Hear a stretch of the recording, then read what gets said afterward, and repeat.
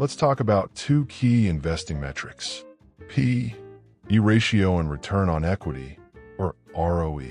First, the P/E ratio. It stands for price to earnings. It tells you how much investors are willing to pay for $1 of a company's earnings. The formula is simple. P equals stock price divided by earnings per share.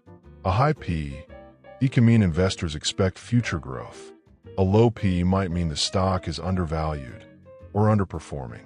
Always compare P/E within the same industry. Now, on to ROE, return on equity. It shows how efficiently a company uses shareholder money to make profit. Formula: ROE equals net income divided by shareholders' equity. Higher ROE usually means a company is using its capital well. In short, P/E tells you what you're paying.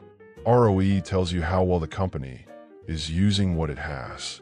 Follow for more quick finance tips.